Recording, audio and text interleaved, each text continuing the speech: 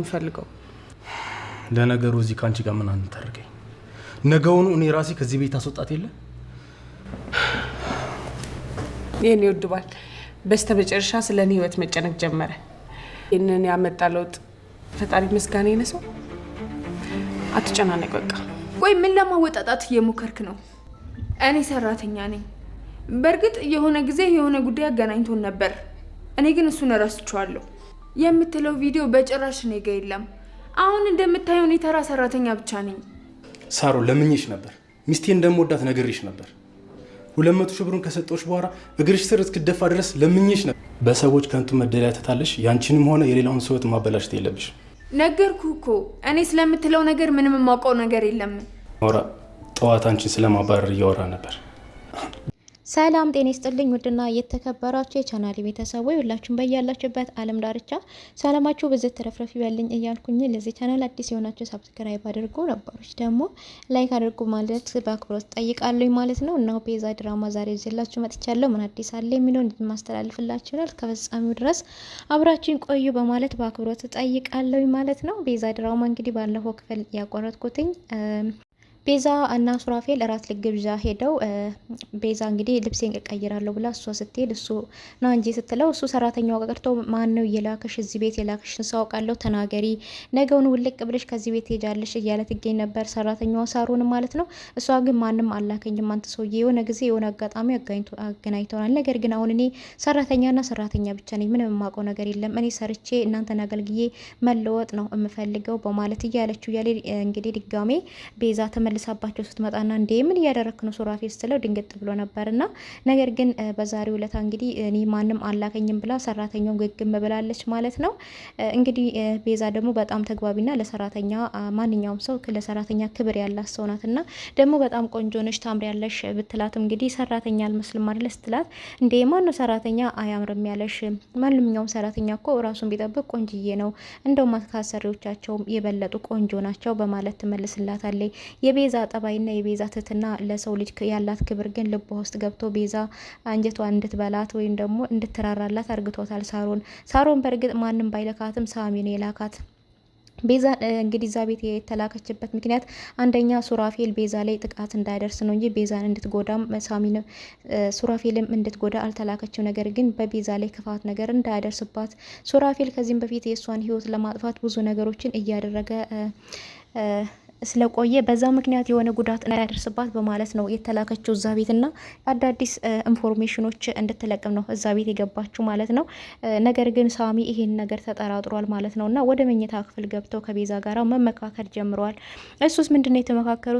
እንግዲህ ቤዛ ድክ አይደለም እኮ ሱራፌል ምንድነው እንደዚህ ቅይር ያደረገ እቺ ልጅ እዚህ ቤት ከገባይ ጀምሮ በጣም ተቀያይረሃል፣ ምንድነው የቀያየረህ ምንድነው እያለች ትጠይቀዋለች ማለት ነው። እሱ እቺ ልጅ ምንም አላማረኝም፣ እኛ በዙሪያችን ብዙ ጠላቶች አሉንና አታውቁም፣ እኛን ለማጥፋት ቢሆንስ የተላከችው ያ ሳሚ ቢሆንስ የላካት አይደል ነው ሳሚ አይልካትም ስትለው ሱራፌልስ ቢሆን ይላካት ቲጂስ ብትሆን ይላካት በማለት ግራ ይጋባል ማለት ነው። ስለዚህ እቺ ሰራተኛ እኔ ነገውኑ ከዚህ ቤት አባረራታለሁ፣ ብር ከሆነ የምትፈልገው ብሩ ይሰጣትና ትውጣ ከዚህ ቤት፣ የሆነ ተልኮ አላት ሰው ነው ልኮብን የመጣችው በማለት ይላታል። ይሄን ነገር ግን ለቤዛ ተስማሚ አይደለም። በፍጹም ሰው የላካት አትመስልም። እንዴት ሰው ሊልካት ይችላል እዚህ ቤት? እኔ እኮ ያመጣልኝ ደላላው ነው በማለት ትለዋለች ማለት ነው።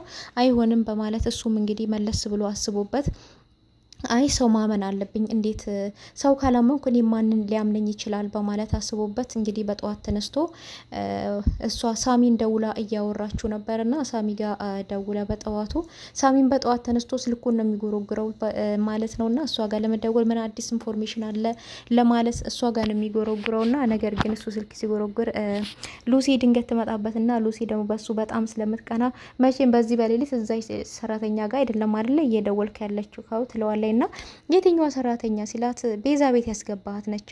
እቺን ሴትዮ ከህይወት ውስጥ አስወጣ ብያለሁ፣ ካልሆነ አደጋ ላይ ነክ ያለው እህትህን አጠገብ ያለችው እህትህ ታማ ያለች ለእህትህ መድኃኒት መግዛት ትተህ አንተ ግን ለሌላ በሰላም ለምትኖር ልጅ ጠባቂ ቀጥረህላታል በማለት ትለዋለች ማለት ነው። እንግዲህ እኔ እሷ ጋር አይደለም እየደወልኩ ያለሁት በማለት እንግዲህ እሷም እያነከሰች 10 ቦታ እየወደቀች ነው የምትንቀሳቀሰው። ምክንያቱም ለእራት ግብዣ ይዟት ወጥቶ ወለም ብሏት እግሯን ታማለች ማለት ነው። ሉሲ ከሳሚ ጋር እራት አልበላም ብላ እንግዲህ ስትሸሽ ነው ማለት ነው እሱም የተሰበረችው። ና እንግዲህ አሁን እንደተሰበረ ሳሚ እግሯን እያሸጋትላት ነው እያሻት ነው የሚመለሰው የሚገኘው ማለት ነው ለመመለስ። ነገር ግን በጣም አወዛጋቢ የሆነው የሱራፌል ሰራተኛዋን አለማመን ነው። በጠዋት ተንቅልፉ ተነስቶ ቀጥታ ወደ ኩሽ ኪችን ነው የሄደው ማለት እና ሰራተኛ ያለችበት ጋር ግን ወደ ሰራተኛ ያለችበት ቦታ ሲሄድ ሰራተኛዋ እንግዲህ ሳሮን ደውላ ከሳሚ ጋር እያወራች ነበር እና ያለውን የተፈጠረውን ነገር ሁሉ ቲጂም መታ እንደነበረ ቲጂ እንግዲህ የሱራፌልና የቤዛ የጋራ ጠላት ሆናለች። እንደዚሁም ከሳሚ ጋም ጠላት ሆናለች ማለት ነውና ቀጥ ብላ እንግዲህ ወደ ቤዛ ቤት ሄዳለች። እነሱ በሌሉበት ጠብቃ በር ስታንኳኳ ሰራተኛዋ ልጅ ከፈተችላት። ግን አስቀድሞ ሱራፌል ማንም ሰው ቢመጣ እዚህ ቤት እንዳይገባ፣ እኛ በሌለንበት ማንም ሰው እንዳይገባ በርሽን ቁልፍልፍ አድርጊ ብሎ አስጠንቅቋታል ማለት ነው። እሷ ግን ያንን ነገር አስቀድሞ ስለነገራት በሩን አንኳኩታ ስትከፍትላት እንግዲህ እንደዚህ ነው በር ላይ የቆመችባት ማለት ነውና እሷ አልፋ ወደ ቤት እንዳትገባ እንደዚህ በር ላይ ተደቅና ቆማ ነበር እያወራቻት ያለችውና መግባት እችላለሁ ወይኔ የቤዛ የቅርብ ጓደኛዋ ነኝ በማለት ትላታለች። ስለዚህም ቲጂ ይባላል ስላት ይቅርታ መግባት አትችይም፣ ቤተሰቦቹ የሉም፣ ስለዚህ እነሱ ደግሞ ማንም እዚህ ቤት እንዳይገባ ብለውኛልና ከነሱ ፍቃድ ውጭ ደግሞ ማንንም ወደዚህ ቤት ማስገባት አልችልም፣ ይቅርታ በማለት ትላታለች። ምን ማለት ነው እንዴ? እኔ እኮ የቤዛ የቅርብ ጓደኛዋ ነኝ ማለት ማን ትባያለች ስላት ቲጂ ይባላለሁ ስትላትም እቺን ቲጂ የምትባል ሴትዮ ከዚህም በፊት ሳሚ ነግሯታል ማለት ነውና እሱም ምንድነው ትዝ ያላት ከዚህም በፊት እሷ ወደዚህ ቤት ሊያመጣ ሊቀጥር ሲል ከባሏ ሊገላት አስቦ ነበረ። አንድ ቲጂ ከምትባል እንደ እህቷ ከምታያት ጓደኛዋ ጋር ሊገላት ብዙ ነገር እያደረገ ነው የሚገኘው። የገዛ ጓደኛዋ ልትገላት ነው ብሎ የነገራት ትዝ አላትና ስለዚህ ይቅርታ መግባት አትችይም ወይ ደውዬ ልጠይቃት ቤዛን ስትላት አይ አይሆንም ከቤዛ ጋር ይሄን ሰሞን ትንሽ ቅሬታ ውስጥ ነን ያለ ነው ስለሆነ ታዩ ደውለሽ እንዳትጠይቂያት በማለት ትላታለች። እሷም እሺ በቃ ትልና በሩን ድርግም አርግታ ትዘጋባታለች ማለት ነውና መግባት አልቻለችም። ግን ቤት ውስጥ ብገባ ብዙ ነገሮችን ልታባላሽ ነበረ። አንደኛ ነገር መድኃኒት የሚበሉት ላይ ልትጨምርባቸውና ካሜራ ልታስተካክል ነው ሄደችው። ካሜራ አስተካኪ ያላት እንግዲህ የምታስተካክለው ዶክተር ሮቤል ነው የላካት ማለት ነው። እንግዲህ አቶ ሮቤል እነሱን እየተከታተለ ጨጓራውን ከመላጥ ውጪ ምንም ዋጋ የለምና በዚህ ምክንያት እሱ ካሜራው ስለተበላሸ ድጋሚ ልታስተካክል እነሱ ሲወጡ ጠብቃ ነበር የሄደችው። ያም ግን ሰራተኛዋ ጎበዝና ጠንካራ ስለሆነች አላስገባቻትም። በሩን ዝግት አደረገችባትና እውነት ነው ለካ ሱራፌል በርሽን ቆልፊ እብድ ሰዎችም አሉ ሊመጡ ይችላሉ ያለኝና ለካ አንዷ እብድ እሷ ነበረች። ቤት ውስጥ ሌባ ለምዷል መሰለኝ በማለት አላስገባቻትም ማለት ነው። ነገር ግን ቤዛ ስትመጣ ጓደኛሽ መታ ነበረ ብላ ትነግራታለች። የትኛዋ ጓደኛዬ ስትላት ቲጂ መታ ነበረ፣ ነገር ግን ጌቶች የሉምና እነሱ ደግሞ ሱራፌል ሰው ወደ ቤት እንዳታስገቢ ስላለኝ ማንንም አላስገባም ብዬ በሩን ዘጋውባት፣ እንዴት ትዘግብኛለች በማለት በመናደድ ተመልሳ ሄዳለች። ተቀየሚኝ ሆኖ ወይ በማለት ቤዛን ጠይቃታለች። አይ ደጋረሽ እንኳን ማላስገባሻት ሌላም ጊዜ ስትመጣ እንዳትገባ በቃ እንጂ ሴትዮ እኔ የሌለው ጊዜ እየተደበቀች እዚህ ቤት ትመጣለች ማለት ነው አይደለ ትላታለች። እና አይ ለመሆኑ ቤቱ ሌባ ለምዷል በማለት ትላታለች ማለት ነው። ማን ነው ደግሞ ሌባው ስትላት አይ በቃ ተይው ምን ይሰራልሻል የተባልሽውን ብቻ በአግባቡ አድርጊ በማለት ቤዛ ስታት ትሄዳለች። ሌባውማ ሳሚ መሆን አለበት በማለት የራሷን ጥርጣሬ ታስቀምጣለች ማለት ነው። ነገር ግን አሁንም ዶክተር ሮቤልን ብቻውን ቁጭ ብሎ ነገር መጠንሰሱን አልተወምና እቺ ሰው እዛ ጋር ካሜራ ወስዳ ደንቅራ ምንም መፍትሄ የላትም። በቃ ዛሬ ብቻዬን መጠጣትና በቃ ጭንቀቴን ሁሉ መርሳት አለብኝ ብሎ ተቀምጦ ባለበት ድንገት ቲጂ ትመጣበታለች። መጣሽ ደግሞ በሰላም ውላለሁ ብዬ ነበረ ቀኔን ሁሉ ልታበላሽብኝ ነው በማለት ሲል እሷ መጣች። እንግዲህ ቲጂ መጣ ማረፊያ ቤትም የለኝም ማረፊያ ቤት እንድሰጠኝ ፈልጋለሁ ደግሞ ምንድነው እሱ ተቀይራል ስትለው ምን እንዳደርግልሽ ፈልገሽ ነው? ብር ከሆነ የምትፈልጊው ሰጥቼሻለሁ ሽን ብር በአግባቡ ተጠቀሚበት በማለት ያመናጭቃታል። እኔ ብር ብቻ ነው የምፈልገው ማለት ነው ሌላ ነገር አያስፈልገኝም ስትለውም አላቅልሽም እኔ ተንግዲህ አታስፈልጊኝም ምንም ዋጋ የለሽም የሆነ ማይረባ ካሜራ እዛ ደቀነሽ ነበረ እሱም ደግሞ ዘግቷል እየሰራ አይደለም እኔም ካሜራው ለኔ ምንም እያደረገልኝ አይደለም እነሱም ባየው ቁጥር መቃጠል ጨጓሬ መላጥ እንጂ ምንም የጠቀመኝ ነገር የለም እሱም ቆሟል ደግሞ በማለት ይላታል።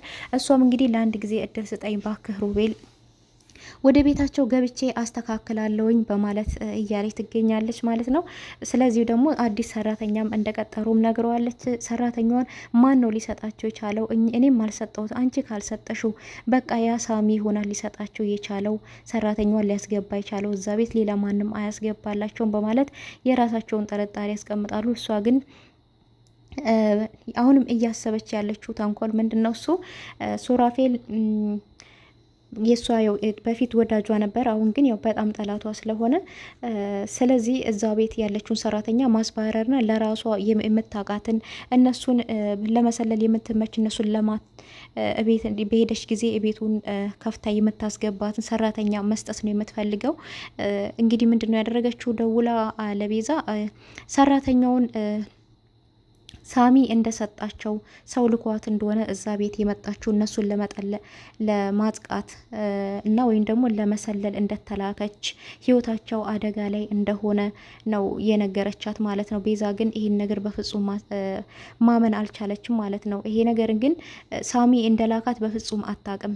ቲጂም ብትሆን ይሄን ነገር ያደረገችው ሰራተኛዋን ከዛ ቤት ለማስባረር እንደዚሁም ደግሞ ወደዛ ቤት አላስገባም ብላ በር ዘግታባት እንደ ውሻ ከበር ላይ ስለመለሰቻት ነው ይህን ነገር ማድረግ የቻለችው ማለት ነውና ነገር ግን ቤዛ በፍጹም ልታምን አልቻለችም ማለት ነው።